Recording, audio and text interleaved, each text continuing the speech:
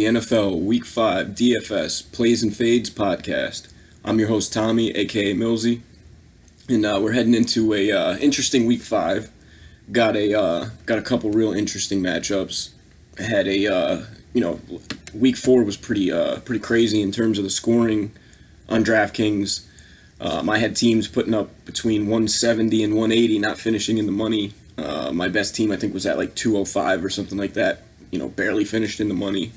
Last week was a tough week. There was a lot of value, a lot of people going off. If you didn't have Alvin Kamara, chances are you didn't cash. So hoping for a little more diversity this week in terms of the scoring. But let's hop right into it. And first up, we got Tennessee at Buffalo. Tennessee coming off of a big win at home in overtime last week against the reigning Super Bowl champions, the Philadelphia Eagles. Buffalo lost in Green Bay. This game, like I said, it is in Buffalo. Jumping right into quarterback, Marcus Mariota, a little too pricey for my liking. I just don't.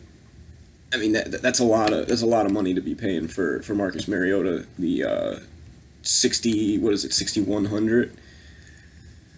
A little too pricey for me. Josh Allen at 48. I don't think we really need to go there this week. I think there's enough value that, we're not going to have to go there. I kind of like C.J. Beathard better than Josh Allen this week. So, I mean, I'm probably going to end up fading Josh Allen. LaShawn McCoy, 4,900 for the Bills. I mean, that price tag is very, very tempting. Anytime you get McCoy under 5K, I mean, that's hard to pass up. I know he hasn't been too productive this year, has dealt with some injuries. My main issue with McCoy is he's being used in the passing game a decent amount. It's the rushing. He's 7 in week 1, 9 in week 2, and 5 last week. Only 5 rushes last week, and he's been pretty productive. He had a 4.8 yards per carry last week, but only got 5 touches. So, I mean, it's tough to rely on him, but I think he's a perfect GPP play at 4,900 and kind of going under the radar for a lot of people. For this Tennessee run game, Deion Lewis got a $1,000 price increase. $1,000 price increase this week. He went up from 4,400 to 5,400. He did have a pretty successful week last week in terms of the passing game. He had 9 catches for 66 yards, 4 carries for 0 yards. I just can't rely on for 5,400. I just can't rely on him to get enough passing work in this game. I mean, Tennessee, this could be a blowout for Tennessee. If the game does stay close, chances are Buffalo's defense is playing really well, which means, how much is he actually going to put up? So I really don't like this matchup for him. If I were to play somebody on Tennessee, it would be Derrick Henry. But again, I'm not too intrigued with Derrick Henry this week too. I just don't really like this Tennessee offense this week. Flipping over to wide receiver, Corey Davis coming off a huge week, 9 catches for 161 yards and the game-winning touchdown. Also his first career touchdown. Gets a price jump to 6,400. I can't do it. I mean, I know he had a huge week last week. He's had some solid weeks early on. I just can't pay that much because I don't like Mariota much in this matchup. In that price range, I don't think he has that 30-point upside that he had last week. In terms of the Buffalo, I can't play anybody in this Buffalo passing game in terms of wide receivers. Kelvin Benjamin, you can see that the knee injuries have taken a toll. He might even be playing through an injury at this point, so I'm going to pass there. Same thing with tight ends. I'm not interested. This game doesn't intrigue me much. Titans defense at 4,000. I will not pay up. I do not pay up for defenses. I'm not going to pay 4,000 for Tennessee's defense. The Bills at 2,300 though intrigues me a little bit. Playing at home. That's where I like to spend. I mean, that's a little bit cheaper than I like to spend, but I like to be between 23 and 28, 2,900 for my defenses. So Buffalo's in play for me this week. Marcus Mariota is not a reliable quarterback, so I'm not going to rely on him to go in. Even after last week's 344 yards, it would be a Mariota thing to do to go into Buffalo and struggle. So next up, we got Atlanta at Pittsburgh. Should be a bit of a shootout here. Ben Roethlisberger at 6,900 and Matt Ryan at 6,600. Both are fine plays. Roethlisberger's a little bit pricey for me at 69, especially coming off of last week, but he does get a big increase in terms of the defense he gets to play. Atlanta's defense is one of the worst against the pass. After losing Keanu Neal and Deion Jones, they've struggled. Same thing with Pittsburgh's defense. They've struggled as well. And Matt Ryan's been on a tear to start the season. 3 straight games of 30-plus fantasy points, including week 3 where he scored 43 fantasy points. He's got 10 touchdowns and 2 interceptions on the year. So Matt Ryan's both of these quarterbacks to me are in play. I'll see, when I make my teams and whatnot, I'll see how much exposure I have to them just because they are priced up a bit. Matt Ryan, I think I'll still have a decent amount. The only thing that worries me about Matt Ryan is he's notoriously struggled on the road in outdoor games as opposed to indoor. Now, I know the weather is supposed to be fine in Pittsburgh this weekend. It's just that is something to keep an eye on, and that he has struggled outdoors as opposed to in domes. Flipping over to running back, Devontae Freeman's back. James Conner's up at 7,500. Still no Le'Veon Bell. James Conner stays the same price. After that huge week 1, just really hasn't done much of anything. I'm probably going to fade him just because 7,500 is a lot to pay for a guy who hasn't hit value since week 1. For the Falcons, Devontae Freeman at 65. I'm going to give it a week to see how they handle the snaps coming back. They may go with a 50-50 snap count between Freeman and Tevin Coleman this week, limiting both of their fantasy value, and both are in the mid 6,000, 65 and 6,400. So I don't think it's smart to try and pick which one of them or which one's going to go off. I'm going to kind of take a wait and see approach on them. I'm not going to play either this week. Moving over to wide receiver, Antonio Brown, perfectly fine play. Julio Jones, good play. Juju, good play. Calvin Ridley, good play. Any one of those 4 or stacks with those 4, I think could do some damage this week. I'm just a little concerned with the Antonio Brown price. While he's been solid, he gets a $300 price increase because of the matchup, when he's also had 2 other better matchups or just as good matchups and put up 15 fantasy points against Kansas City and put up 17 fantasy points against Tampa Bay, but he still gets a $300 price increase. I'm going to be a little bit more skeptical with him this week because he is 9,100. I kind of like Juju more at 75. So I'll probably go there. In terms of Atlanta, I like Julio more than I like Calvin Ridley this week. Calvin Ridley's been amazing. Kind of limiting Julio a bit in terms of scoring. Calvin Ridley's been getting the touchdowns, whereas Julio's been getting a lot of catches and yards. But I think this week Julio gets on the board. I could see him going for 2 touchdowns. So I like any 4 of those receivers, whichever way you want to go with it. Flipping over to tight end, Vance McDonald at 3,700. Not a bad play. He's seen 10 targets through the first 2 games, 5 a game, and has been productive, mostly in that Tampa Bay game. But he's taken a lot of snaps away from Jesse James, which is big because the more time he gets, obviously the more production he can have. And the Steelers are now favoring Vance McDonald over Jesse James in the passing game. So 3,700 is a little bit high to pay, but if you want to get some cheaper exposure to this game, Vance McDonald's a solid play. Same thing with Austin Hooper at 3K. Solid play, good cheap exposure to the game. You can't play either one of these defenses. This game is likely to be a shootout, so I just can't see playing either one. Next up, we got Denver at the New York Jets. I don't know what to do with the Jets right now, but I know I'm not playing Sam Darnold. Case Keenum has not looked good. I'm going to take a wait-and-see approach with him. He's a fade for me in this game. Philip Lindsay at 4,800. I like Lindsay in this matchup. I think he's going to be used a decent amount in the passing game. We could see something like 4 catches for 30 yards and a touchdown, or 4 catches for 40 yards and a touchdown with another 60 rushing yards. For 4,800, that's that's what we're looking for as a floor in that price range.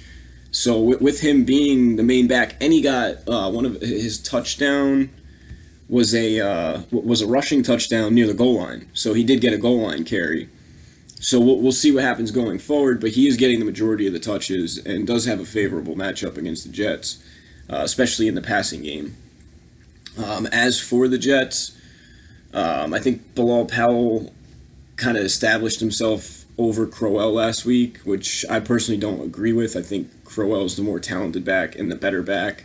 I like Bilal Powell as a third down back and a change of pace back, but I think you have to get Crowell going to get to open things up in the passing game a bit. But I do like Crowell this week. He's coming off of a bad week. I don't expect him to be owned at all, but I think the Jets realize that they have to establish the run game. And when they get in the red zone, I like Crowell as a good bet to score a touchdown this week. And I say it all the time, the Broncos have a great pass rush. What's the best way to stop a pass rush? No huddle, run the ball, quick passes. So, I like Crowell. I don't mind a stab with Powell. I like Phillip Lindsay. The other running backs in this game, I'm fading. I just can't trust Royce Freeman right now. As for wide receivers, Manuel Sanders at 7,100. That's tough. It's a little bit too pricey for me with Emmanuel Sanders. I think Sanders belongs in that 66, 67, 68 max range. That's a little too pricey for me in this matchup. I do like Demaryius Thomas at 56. I know a lot of people are off of Thomas right now, especially with the emergence of Courtland Sutton. But Demaryius Thomas is still getting the looks. He's still getting the targets. Yes, at Baltimore he only had 5. But last week he had 7, and the first 2 weeks he had 10 and 11. So Demaryius Thomas still gets the looks. He's only 5,600. He does have good touchdown upside. So I don't mind playing Demaryius this week. I think this week we could see him kind of turn back into the old Demaryius that we're used to. Quincy Enunwa at 5,200. Fine play.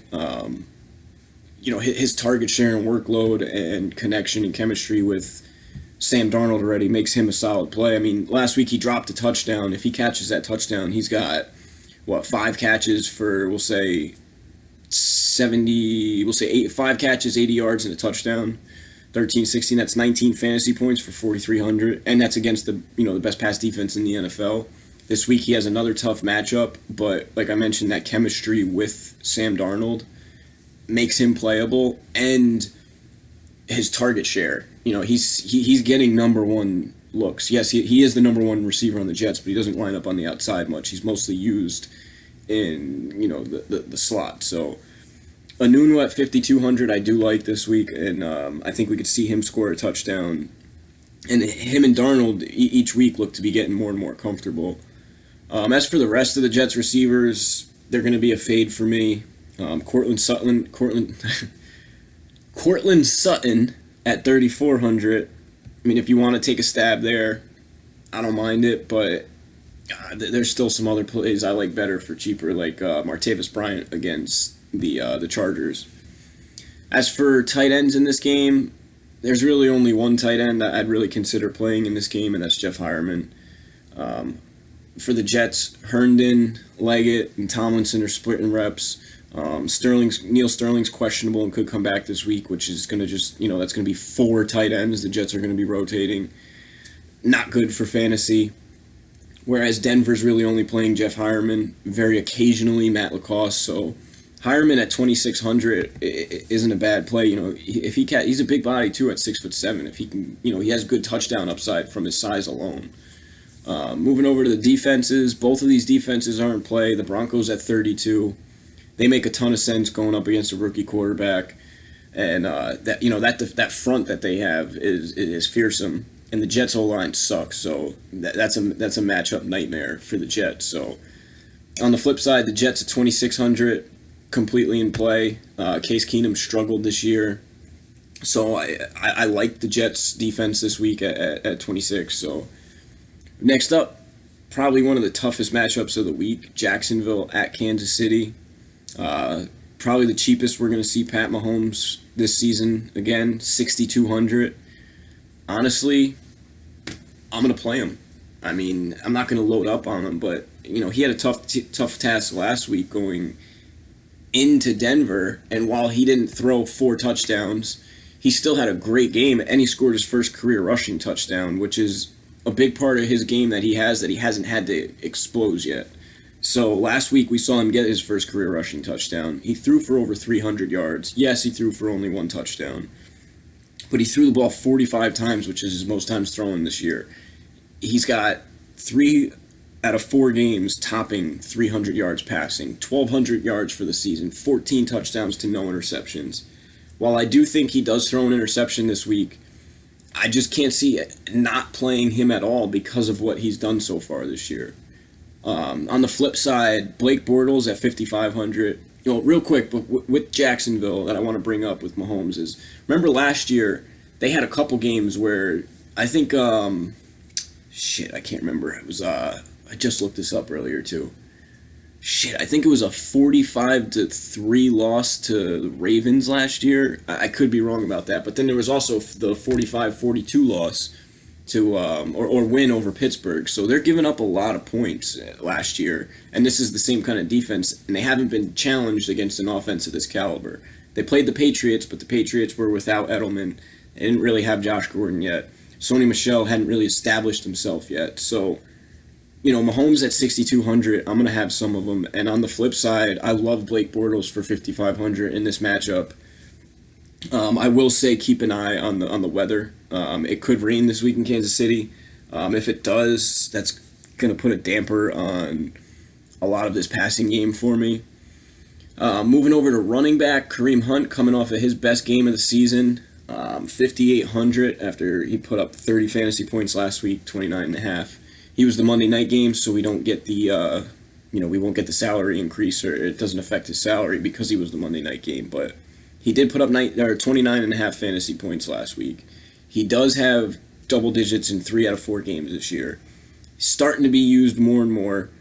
I love Kareem Hunt this week at 5,800. I think that's going to be a big way how Kansas City beats Jacksonville is by utilizing Kareem Hunt out of the backfield in the passing game and establishing the run with him. That's just going to open up so much in terms of play action with Mahomes as well. But at 5,800, I love that price on him. On the flip side, TJ Yeldon, Leonard Fournette is out. So TJ Yeldon at 5,600. I love TJ Yeldon at that price tag. I love the running backs in this game, especially if it does rain in Kansas City this weekend. So keep an eye on that. Flipping over to wide receiver, we had Jalen Ramsey. I guess he was asked about Tyreek Hill, and his comment was he made he was all pro last year as a kick return specialist, not a wide receiver, a kick return specialist. So the head games and the trash talking starting already between Ramsey and Tyreek Hill. Tyreek Hill does come down to 6,900 for this matchup, which is understandable.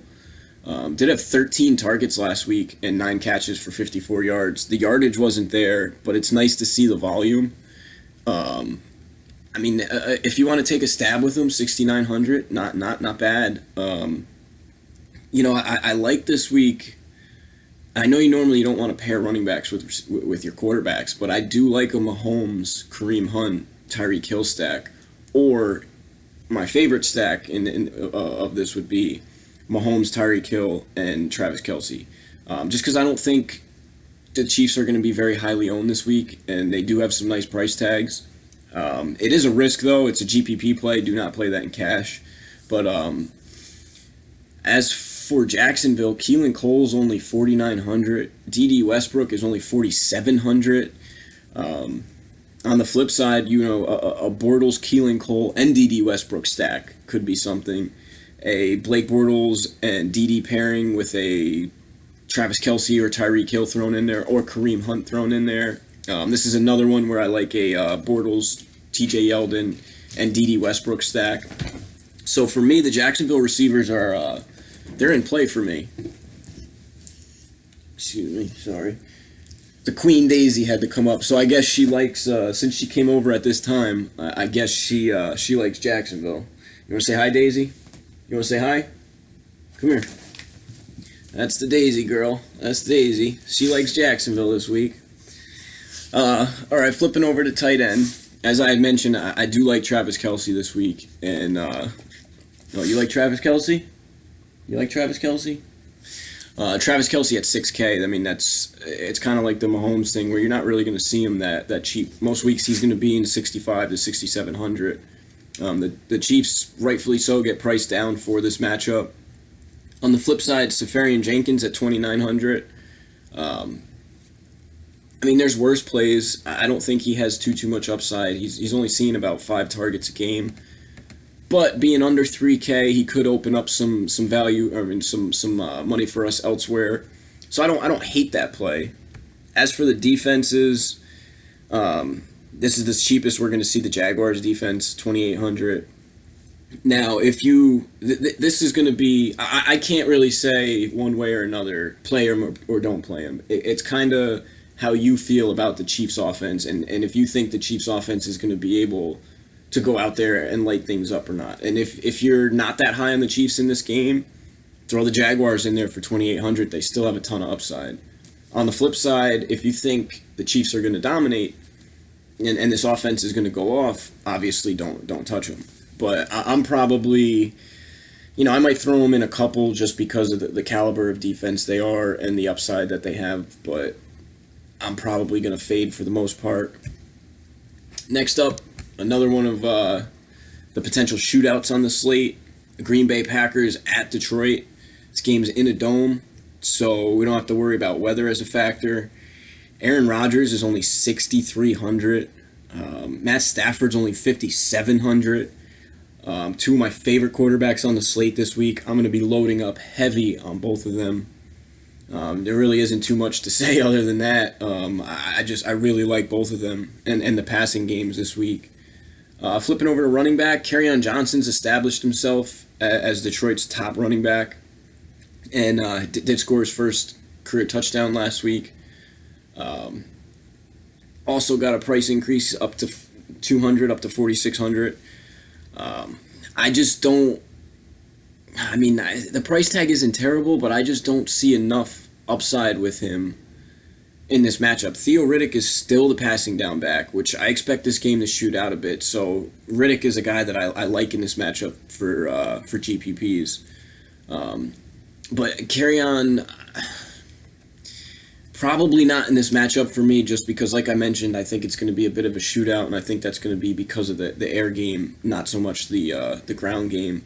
Which means I'm also going to fade Aaron Jones, but I do like that price tag of 4,300. And Detroit struggled badly on the ground against the run this year. So Aaron Jones makes a little bit more sense than Kerryon Johnson, but I'm likely fading him as well. If I do play a running back from this game, it's going to be Theo Riddick or it's going to be Ty Montgomery because of how heavily involved they are in the passing game. I don't think either one of them are going to be highly owned. They're decent GPP plays. Again, not cash plays, but I mean, Ty Montgomery is the passing down back. Last week, Aaron Jones led the way on the ground. They still have Jamal Williams, but Ty Montgomery still put up 9 points with 5 rushing attempts for 18 yards and 2 catches for 56 yards. Now, the 2 catches, I'd like to see that be a little bit higher. He hasn't scored a touchdown this week, but Green Bay's only been in, 2 shootouts this week, or in full-blown passing mode, and that was the Chicago game, which was the second half, but that was more so, that wasn't a full game of needing to be a shootout, and they struggled so much in the first half that he wasn't used much. The games I'd consider the shootout games would be the Minnesota game, which, he didn't have too much of an involvement, and then the Washington game where he put up 12.5 points. I do think Aaron Jones coming back obviously puts a damper on him in the passing game. But I'm just saying I could see him scoring a touchdown this week, especially with Randall Cobb being injured and potentially and questionable, and Geronimo Allison being questionable. Ty Montgomery could be used a little more and more. Remember, he was a wide receiver at Stanford before converting to a running back with the Packers. Flipping over to wide receiver, Davante Adams, 7,600. I'm gonna. I mean, the targets are there. He's tough. Davante is tough because he has the 2 touchdown upside, but this season he hasn't topped 100 yards receiving. So we haven't gotten the 100-yard bonus from him. He has scored 3 touchdowns, but they've been, 1 each game as opposed to 2 in a game, and then 1 and 1. So I know that's 4, but still, you know what I'm saying. That he hasn't had that multi-TD game, so that could be coming this week against Detroit. As a GPP play, he makes sense. Cash, no. Golden Tate at 6,700, coming off of a huge game last week at Dallas. 8 catches for 132 yards and 2 touchdowns, put up 36 fantasy points. Only has 1 game under 20 fantasy points this season. That was the New England game where they won by 16 and really just ran the ball down the Patriots' throats. So Golden Tate at 6,700, love it. I'm going to have a lot of exposure to him. Same thing with Kenny Golladay. I absolutely love Kenny Golladay in this matchup. And we get a nice little decrease on Kenny Galladay's price down to 6K. So I like both of these Detroit wide receivers. I like Marvin Jones as well, and Marvin Jones is only 4,700. This is a nice game to target, and we could get some value in this game with Randall Cobb being 5K and Geronimo Allison being 5,100 if they play. If they don't play, Marquez Valdez-Scantling is most likely to step up and take on a bigger role, but also keep an eye on Equanimus St. Brown and Jamon Moore. I think any one of those 3, if Cobb and or Allison are out, I think Ty Montgomery becomes a must play, and you could kind of just take your pick or play 2 of the rookie wide receivers for Green Bay. But Geronimo Allison, if he plays, I love him in this matchup. Detroit has been number 1 against the pass this year. Not just the defensive rank on DraftKings, but they are number 1 against the pass in terms of yardage given up. And I think they've only, touchdowns through the air, they haven't given up many. The majority of their touchdowns have come on the ground. So they have been pretty stingy against the pass, but they also haven't had to play the Packers yet. So Allison didn't practice today. So keep an eye on him for tomorrow. If he's out Friday, he's likely going to be out for Saturday. Apparently he hasn't made any progress either, so he's likely to be out. So if he's out and Cobb is out, as I mentioned, we're going to have to Ty Montgomery becomes a must play and try to figure out these rookie wide receivers. If Cobb is out though, and Allison is out, I think Valdez-Scantling kind of steps into that main role. But I personally like Equanimus St. Brown more. He's a bigger body, a little bit better of a downfield threat. Now Valdez-Scantling is a speedster, and a big speedster at that. I think he's 6'4". But Equanimus St. Brown, to me, even though he went in the 6th round, is the better prospect and has more talent and potential. Same thing with Jamon Moore. I don't mind him. He was their 4th round pick, so they did spend up on him. St. Brown and Moore only 3K, where Valdez-Scantling is 3,300. So keep an eye on Allison and Cobb. Davante Adams also missed practice, but I think they're just limiting his reps. I expect Adams to play. But Allison and Cobb are truly questionable and likely to be out, at least Allison. So again, all 3 of them will be in play if they're out, but Ty Montgomery becomes a must play. Over at tight end, Jimmy Graham is also questionable. Jesus. But he was a limited participant. He's likely to play. Decent, cheaper exposure to this game. I mean, I know that we don't really need the value from this game considering we have the 3 rookie wide receivers for Green Bay, but Jimmy Graham at 4,700, if those other guys are out, he becomes another one, a must start. So it's kind of play it by ear and see what happens with them. As far as the Lions tight end situation, it's a full avoid. as is the defensive situation. I'm not going to play either of these defenses. Next up, we got a divisional matchup with Baltimore at Cleveland. Cleveland coming off of a tough loss, but he put up 42 points in Oakland. Joe Flacco in Baltimore coming off a big road win against Pittsburgh on Sunday Night Football in Week 4.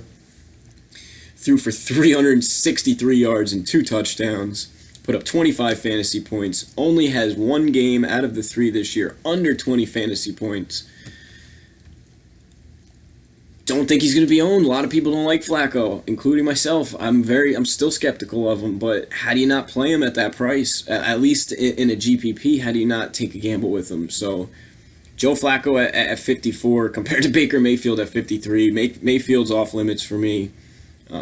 Last week, he had a dream matchup, threw 2 interceptions, lost 2 fumbles, which is exactly what I said was going to be the problem with Mayfield and why I wasn't so high on him after the Jet game. Because the Jets lost that game as opposed to Mayfield winning it. Now, Mayfield managed the game well at that point, made some nice throws, but he also had a ball that should have been interception that hit off of Darrell Middleton's shoulder. He was strip sacked, and that right there is 2 turnovers, and that was in one half of football. So you figure if you played 2 halves, that at that rate equals out to 4 turnovers, which is exactly what he had at Oakland. So this time he plays a much more difficult defense, so Mayfield's a fade for me. Moving over to running back, Carlos Hyde at 5,200. Hyde burned me last week, only put up 14. I like him this week, don't love him. Very tough matchup. I think a lot of people got burned by him last week, so they're likely to stay away. As for Baltimore, Alex Collins missed practice today, which was supposedly precautionary. Javoris Allen has been playing more and more and playing better. Not sure what to do in this situation. I think if Alex Collins plays, you know what? I'm just gonna fade both of the running backs in this game. I don't really like the Baltimore run game. Potential shootouts, I would go with them because I would go with Javoris Allen. But until Alex Collins gets more of a bulk of the carries, he had 11 last week compared to Allen's 10. Until that's more in favor of Alex Collins, I don't really like either one of them at the moment. So probably going to fade the running game in this. As for wide receivers, Jarvis Landry, 6,800. Going to be a fade for me. Tough matchup. Baker Mayfield has a tough matchup. On the other side, John Brown, 5,600. It's a tougher matchup, but has 3 touchdowns on the year. The Ravens are finding ways to get him the ball and looking his way often. 7 targets last week, 9 targets in week 3, 10 targets the week before, and then week 1 was the blowout against Buffalo where he only had 4 targets, but they didn't need him much. So John Brown at 56, I like. Michael Crabtree, I don't really play. Callaway, I don't really play. Snead at 39, though. Willie Snead at 3,900 isn't a bad play. He just doesn't have too much upside. He's like a Michael Crabtree type of player where he's a chain mover, possession receiver, as opposed to a dynamic big play threat, which is exactly what John Brown is, and what is exactly what we want in GPPs. And I don't expect John Brown to be very highly owned. Moving over to tight end. Tight end's a full fade for me in this game. Njoku just hasn't been that good, and he's 3,400. I'm not interested in going there. And Baltimore is running 2 tight ends, and Hayden Hurst may be back this week to make it 3 tight ends. So, I mean, Max Williams, Nick Boyle, and Mark Andrews they have right now. So Hayden coming back will be 4. I'm just not. That situation's a fade for me. Absolutely love the Ravens defense at 2,800, and I like the Browns defense too at 25. Flacco in his career coming into this season had 80. I think it was 87 touchdowns on the road to 86 or 85 interceptions, compared to 112 to 50 interceptions at home. He hasn't played that way this year, but the Browns defense has been good, even though they got into it last week and gave up quite a bit. They're coming back home where they were dominant against the Jets. Yes, the Ravens are better than the Jets, but the Browns have shown, their Browns defense has shown that they can be a very good group. So the Browns at 25 I like, and the Ravens at 28 I love. So I mean, to me both of those defenses are in play, and they're in the price range that we like. So moving on to the Giants at the Panthers. Giants coming off of a big loss to the Saints at home. Giants are now 1-3. It's getting to be a little desperate in New York. They're not out of it yet because of that division. You have Dallas at 2-2. You have Philly at 2-2, and you have the division leaders right now, the 2-1 Washington Redskins. So the Giants aren't out of it yet, but they have to get a W. As far as quarterbacks, Eli at under 5K. You know, I really like Eli this week at that price tag. I know it's on the road and it's a relatively tough matchup, but I think this offense is going to break out sooner than later and have a huge game. And I think, I think Odell's going to be the focal point of the offense this week. Odell and Saquon. And I think we see Odell go for at least one, if not two touchdowns and 100 yards. So an Eli Odell stack and some cheap exposure, Red Ellison, I like a lot this week. And on the flip side, Cam Newton, completely in play for me. Just that rushing ability is too much to pass up. And at 6,400, it's a great price tag. He's playing at home. So I like him. I like Cam quite a bit. Moving over to running back, both of these running backs are heavily in play for me. Christian McCaffrey at 8K, Saquon Barkley at 7,700. I mean, Saquon Barkley's only 200 more than James Conner. James Conner's 7,500 and Saquon 77. So I love both of these running backs this week, and we're going to have a decent amount of exposure to both of them. Moving over to wide receiver, Odell at 8K. Relatively cheap for Odell, for good reason. He has a 9-point game and a 14-point game last week. Yet to score a touchdown. Has gone over 100 yards twice. And as I mentioned earlier, I like Odell to go top 100 yards and have at least one, if not two, touchdowns this week. I think they make it a priority to get him the ball. On the other side, Sterling Shepard, 5,600, gets a big price increase from last week where it was 49, obviously underpriced with Evan Ingram being out, who's likely to be out again this week. So Sterling Shepard's fine play for me at 5,600. A potential Odell, Sterling Shepard, and Eli stack could be something to consider, just for the fact that that's going to be very, very low owned, if owned at all. And that's what we're looking for in GPPs, and the upside's there. As for Carolina, Devin Funchess is 5,200. I like Devin Funchess. That he's really the only comfortable target other than Christian McCaffrey that Cam Newton has. So, and Devin Funchess is a big body, caught a touchdown last week. I could see him going for about 70 or 80 yards and a touchdown. At 5,200, we would like a little bit more than that. But as a floor or as a potential, starting point, that it's not bad. And wide receiver, other than the Green Bay game, there isn't too much value. As for the rest of this game, not interested in any of the other Carolina receivers. They're too much to try and figure out. DJ Moore, seeing more and more of the snaps, but just not doing much. I'm just not. I don't see enough to go around with the Carolina wide receivers other than Funchess to really consider any of them. Flipping over to tight end, Evan Ingram's going to be out this week. Ian Thomas is 2,800 and Rhett Ellison is 2,700. I mean, I don't hate Ian Thomas as a GPP dart, but I really like Rhett Ellison. I think Rhett Ellison has a higher floor and a higher ceiling than Ian Thomas does. I don't love either one of them, but they're cheap and can get us open up some value for us, especially if we go with the stars and scrubs lineup with the value in the Green Bay game potentially, and a tight end like that. We could do a stack where we have Ben Roethlisberger, Antonio Brown, Odell Beckham, and then maybe Christian McCaffrey, and then fit in with some of these cheap tight ends and those Green Bay wide receivers. So I like them quite a bit if you're trying to make that stars and scrubs lineup. As for the defenses, if you want to take a shot with the Giants because they're only 2,100, it's not bad. Carolina is not the Saints and is nowhere near the offensive juggernaut that the Saints are. So you don't have to worry about them giving up 30 points.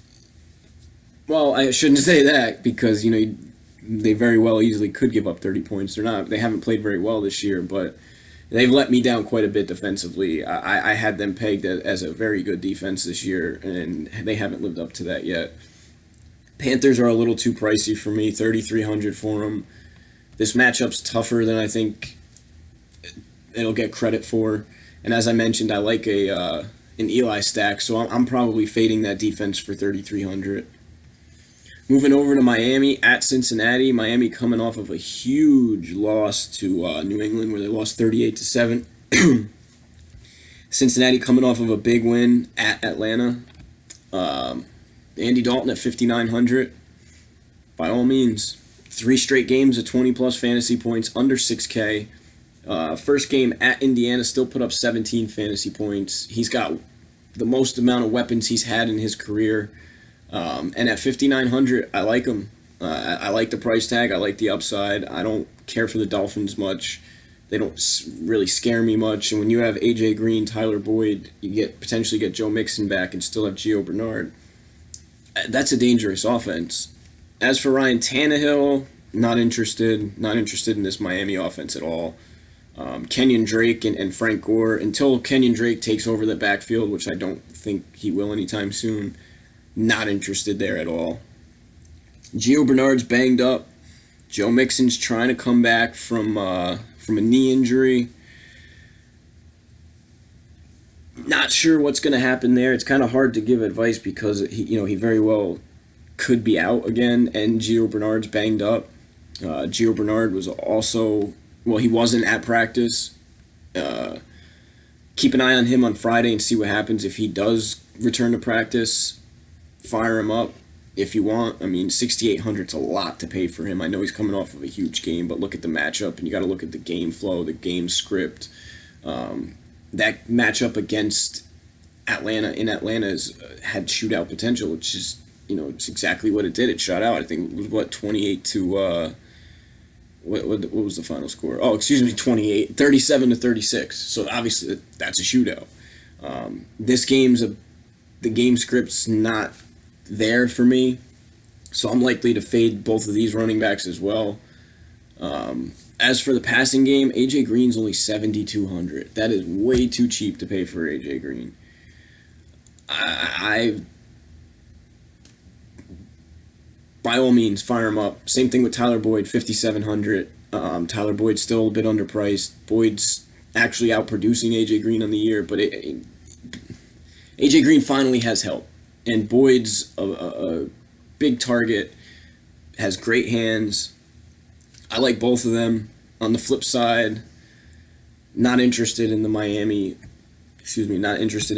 passing game. It's just there's not enough there for me. Moving over to tight ends, Tyler Kroft at 2,900. Tyler Eifert had a nasty injury last week. Just wish him the best. I'm going to take a week to see how they divvy up the snaps and who does what, because they have C.J. Uzomah and Tyler Kroft, and we don't know who's going to get the ball or who's going to get the majority of the target shares. So likely fading them, and I'm going to be fading the Miami tight ends. Moving over to defense, the Dolphins, if you want to take a stab, you want a cheap defense, and you think Miami's going to limit Cincy's offense, obviously, by all means, throw them in there. But I like the Bengals defense at 2,700, and they do get Vontaze Burfict back this week, which is going to be a huge boost for that defense. Next up, Oakland at the Chargers. Oakland coming off a big win, 45-42 against Cleveland last week. The Chargers just scraping by San Francisco last week. Phillip Rivers, 6,700. He's a fine play. Only one game under 20 fantasy points this year, which was 17, and that was against the Rams. High game of 30, just call it 33. He's in play for me. Derek Carr at 5,200 is in play for me. This is another one of these games that I look at as a shootout. Derek Carr really just last week was his main reason why he's at 20 fantasy points per game. But he still is only 5,200, and this, like I mentioned, this is another one of the games I expect to shoot out. Moving over to running back, Melvin Gordon. I love Melvin Gordon. I know he's 8,600. That's a lot to pay, but I still fire Gordon up. He's so involved in the passing game, so involved in the rushing game, and he's got a dream matchup against this Oakland defense. I'm gonna fire him up. I do like Eckler a bit too, but it's a little too pricey for him at 4,200. If you think this game's gonna be a bit of a blowout, you can fire some Eckler up, but I'm likely to not have any of him this week.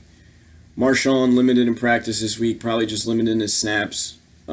He's an okay play, but I don't like the $700 price increase up to 5,500. He had a huge week last week where he had 130 rushing yards. That was the first time he's topped 70 rushing yards all season. He's been touchdown dependent.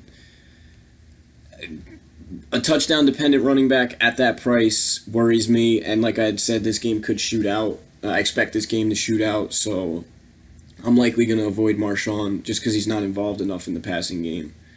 Moving over to wide receiver, Keenan Allen, 7,800. I like Keenan Allen as a big rebound this week. He's averaging 20 fantasy points in his 2 games at home, as opposed to 9 on the road. He gets a great matchup at home. Did have 10 targets last week. I like Keenan to go over 100 and score a touchdown this week. I think, as I said before, I think this game shoots out. Amari Cooper's questionable, was limited in practice. I think he'll be fine to go. He's been hit or miss this year, but I like him. I like this. I like this matchup for him. He is only 5,500. I don't expect him to be too highly owned, so he's a fine play. Same thing with Jordy Nelson. I don't think this game is going to be too heavily targeted, but has that shootout potential, so this could be one of those under-the-radar games that a lot of people don't play, but has a lot of fantasy greatness in it. So Jordy Nelson at 45, I love that price tag on him. He's in play for me. Mike Williams at 42, coming off of a rough week. I don't expect a lot of people to be on him. I think this is the week where I'm going to hop back on him. Again, all because of this, this game being a potential shootout, and I see it being a shootout. Martavis Bryant at 3,400. Martavis Bryant dropped a touchdown last week, flat out dropped it, got way behind the defense, was wide open. The ball was underthrown, but he went back, caught it like this, tried to catch it like this, bounced off his hands, and dropped a touchdown. Hurt me in fantasy quite a bit. But the thing about Martavis Bryant is he has been with them in preseason. He's familiar with the offense. He's gotten the reps. He's their unquestioned number 3 receiver. They run a lot of 3 wide sets. He had 7 targets last week with the drop touchdown. And then he had another, he did have a really nice catch last week as well. He had 7 and 5 targets the last 2 weeks, so he's averaging 6 targets a game. He's 3,400. Likely to not be owned. Dropped the touchdown last week, but this week could catch that touchdown. If he does, he's up around 16, 17, 18 fantasy points for 3,400. As far as the rest of the passing game for the Chargers, I'm not interested. As for the tight ends, 4,800 for Jared Cook. It's perfectly fine. He's been a monster so far this year. Had a huge week last week where he had 2 touchdowns and over 100 yards. Now, his big games have come at home as opposed to on the road. But on the road, he played at Denver and at Miami. And Miami had been pretty stingy against tight ends this year. So I like Jared Cook quite a bit in this matchup, too, at 4,800. He's still under 5K, so there's a decent amount of upside there. As for these defenses, not interested. As I mentioned, I expect this game to shoot out. So there's plenty of other places we can go. Next up, Arizona at San Francisco. CJ Beathard did his best Jimmy Garoppolo impression last week and actually played pretty well. Put up 19.8 fantasy points, threw for 298, but did have two interceptions this week. A slightly more difficult matchup against the Arizona defense. Not that Arizona is a great defense, but the Chargers defense is so banged up that they're not a great defense, which is exactly why I like Oakland to keep up with them and that game to shoot out. But CJ Beathard at 4,900, it's okay. Probably not going to go there this week just because there's so much value elsewhere as opposed to quarterback. I don't think we need to go there this week. Same thing with Josh Rosen. Although I do like Rosen in future weeks, I just don't. This game could be one of those quiet shootouts, though. And in GPPs, I think we need to take a closer look at it, including myself. We need to take a closer look at these quarterbacks in the passing games here. I think this game there could be some under-the-radar fantasy goodness. Flipping over to running back, David Johnson, 6,300. David Johnson finally played like David Johnson a bit last week. They finally gave him enough touches. He had 22 rushes for 71 yards and a touchdown. The average isn't great, but we like to see the volume. Also had 3 catches on 4 targets for 41 yards. Would have had a 20-point fantasy week, but did lose a fumble. At 6,300 in this matchup, fire him up. Absolutely fire him up. I'm going to have a lot of David Johnson, especially. I love that price tag. On the flip side, Matt Breida at 5,700. Breida has absolutely gone off. Well, in the one game he played at home, he went off 28 fantasy points, rushed for 138 yards, 66-yard touchdown. That was against Detroit. Gets a solid matchup against Arizona. His work has kind of been limited a bit because of Alfred Morris. It's 5,700. Again, the quiet shootout potential. Breida's not a bad GPP dart, but that price kind of a deterrent. Moving over to wide receivers. Not sure what to do here. I mean, I love Larry Fitzgerald, but until he shows some chemistry with Josh Rosen, I don't think Fitzgerald's playable other than a GPP dart at the $4,700 price tag. Marquise Goodwin at 45 just doesn't have same thing. I need to see some chemistry with him and Beathard. Not interested in Garcon. The only the only wide receiver I would be interested is Christian Kirk, who had a touchdown taken off the board last week, but he's the only guy who seemed to have shown any chemistry with Josh Rosen so far. As for tight ends, George Kittle had a huge week last week, gets a price increase because of it, a $1,200 price increase. Only has one game under double digits, one game under 14. He's an okay play, but that's a lot of money to be paying for George Kittle. I know he had a huge week last week, but again, that's a lot. Ricky Seals-Jones, 2,900. I don't mind him. I like Seals-Jones in this matchup a little bit.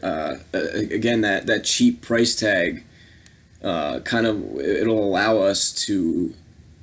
It'll open up some more for us elsewhere. I'm flipping over to the defenses. The 49ers at 3K, the Cardinals at 2,900. If you want to take a stab with them, I think we can do better for cheaper, honestly. But next up, Minnesota at Philadelphia. Minnesota had the huge Thursday night game with the Rams, where it was like over 1,000 total yards put up. This time they get the Super Bowl champs in Philly. Kirk Cousins, only 6K. Carson Wentz, only 5,800. Fire them both up. Oh my goodness, how is Kirk Cousins only 6K? Kirk Cousins this season has been great. Only one game under 20 fantasy points. 2 of his games so far this season, he's top 35 fantasy points. I don't understand how you can't play him. He's knows Philadelphia. He played with Washington, so he's played there twice a year the past couple of years. Carson Wentz at 58. Finally looked like Carson Wentz last week. Threw for 348 and 2 touchdowns. I like both of these guys this week. I think this game shoots out as well. I think Philly's defense is extremely overrated. Minnesota's defenses look like trash this year. On the flip side, at running back, Dalvin Cook hasn't been healthy, didn't practice Thursday. Keep an eye on him for Friday, but I'm not playing him. He's a fade for me until he gets back to health and they actually use him. Jay Ajayi, maybe if you want to take a stab, I'm just going to be... I mean, if Dalvin Cook is out, Latavius Murray's a play. Other than that, I'm fading this running game. I just don't... nobody stands out to me in it. Over at wide receiver, Adam Thielen, coming off of a huge week. Only one game under 20 fantasy points this season, and that was 19. Seeing an absurd amount of targets. Only under 8K at 7,700. Gonna have a ton of him. I love Thielen this week. I love Diggs this week. I love Alshon Jeffrey this week. I love Nelson Aguilar this week. Fire this game up. Alshon had a huge return, 8 for 105 and a touchdown last week. I just love this passing game, and there's a lot of upside in it. And the prices on these receivers, they're not asking too much. Flipping over to tight end, Zach Ertz, 6,500, perfectly fine. He's in play. Kyle Rudolph at 4,500, a little too high for Kyle Rudolph. But he's been productive this year, so might be he could be some decent, cheaper exposure to this game. But he's just kind of in no man's land for me. As for the defenses, I think this game shoots out. I'm going to fade both defenses. If you want to take a stab with Minnesota just because of the caliber of defense that they are, by all means. Last game on the slate, the Rams at Seattle. Rams coming off of that huge week. Jared Goff, 6,500. I'm going to have some of them. Not going to go too crazy with them because it is a tough matchup on the road. I know the Seahawks defense hasn't been the Seahawks-esque, and they're going to be without Richard Sherman. They're going to be without Earl Thomas now, who had a leg fracture last week. I like them. I just don't see Seattle's games in Seattle just tend to not be too high scoring. So, I mean, obviously you have to have some exposure to him and the Rams just because of they're the top, or one of the top 2 offenses in the league. And if you think they're going to score, Russell Wilson at 5,100 is a solid play because the Seahawks are going to need to keep up with them. They just got Doug Baldwin back last week. Russell Wilson at 5,100 is crazy. That's the cheapest I think we've seen him in his career, other than when he was a rookie. And he has that rushing upside and rushing touchdown upside. Moving over to running back, Todd Gurley, 9,400. Love Todd Gurley this week. It's just tough to pay that much because we're not sure what we're going to get from him. We know, but like in terms of that ceiling. For example, Alvin Kamara has that 40, 50 point ceiling upside. So far, Todd Gurley's upside is around 38 to 40 max. So at 9,400, that's a lot to pay. Chris Carson didn't play last week. It was Mike Brown, or not Mike Davis, excuse me.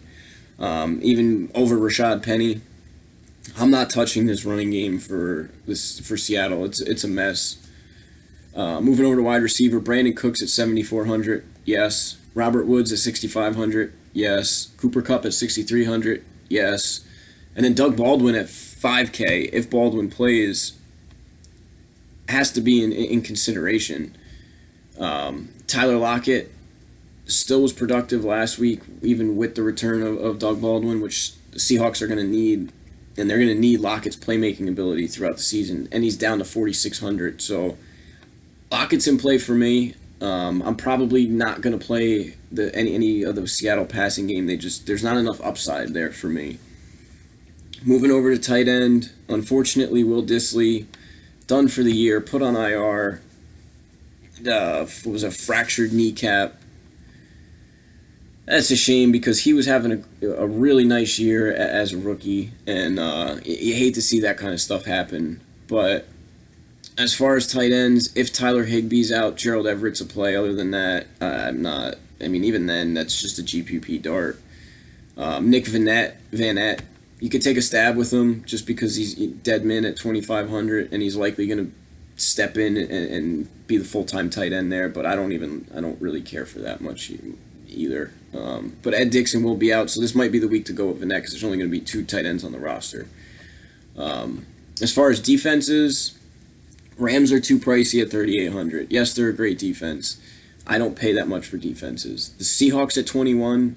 Now, this I like, because, especially in a GPP, because a lot of people aren't. First of all, it takes a lot for a defense to put up a negative.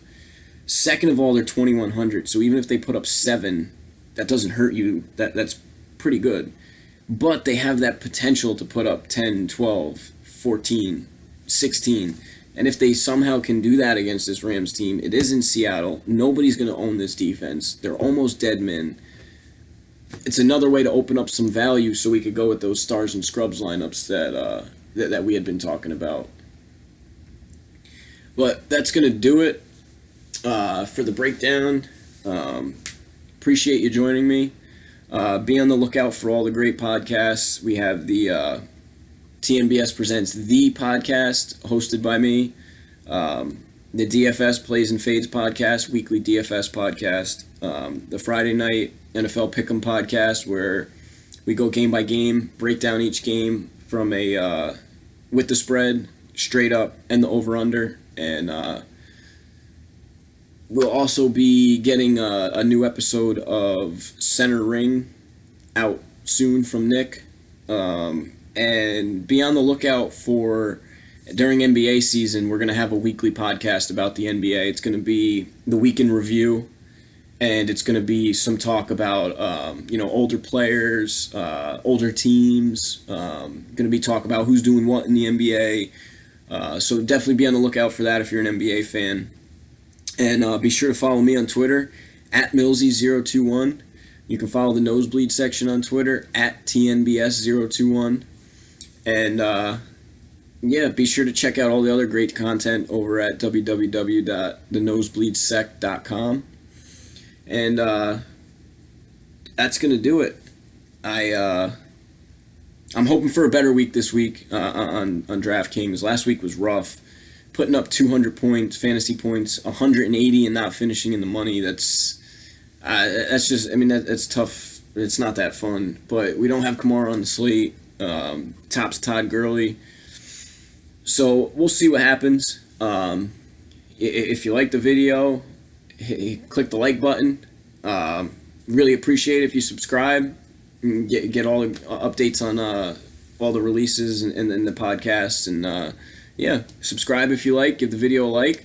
And I'll see you tomorrow, or I'll see you Friday for the NFL Pick'em podcast.